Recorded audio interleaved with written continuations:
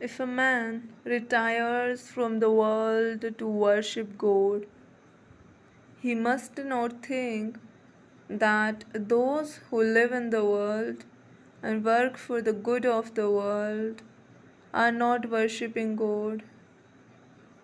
Neither must those who live in the world for wife and children think that those who give up the world are low vagabonds.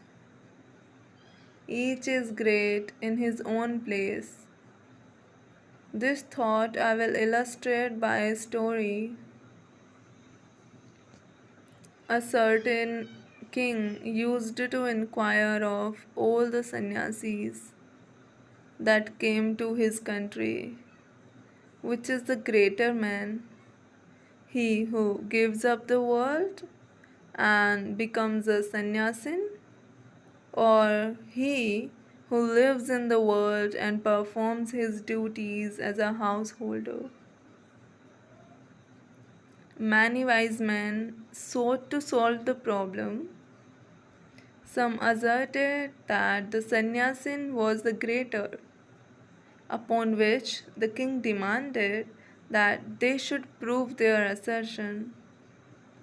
When they could not, he ordered them to marry and become householders. Then others came and said, the householder who performs his duties is the greater man. Of them, too, the king demanded proofs. When they could not give them, he made them also settle down as householders.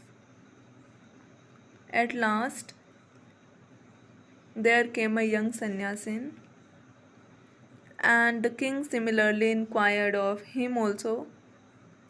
He answered, each, O king, is equally great in his place. Prove this to me, asked the king. I'll prove it to you, said the sannyasin. But you must first come and live as I do for a few days, that I may be able to prove to you what I say. The king consented and followed the sannyasi out of his own territory and passed through many other countries until they came to a great kingdom. In the capital of that kingdom, a great ceremony was going on. The king and the sannyasin heard the noise of drums and music, uh, and heard also the criers. The people were assembled in the streets in gala dress, and a great proclamation was being made. The king and the sannyasin stood there to see what was going on. The crier was proclaiming loudly that the princess, daughter of the king of that country, was about to choose a husband from among those assembled before her.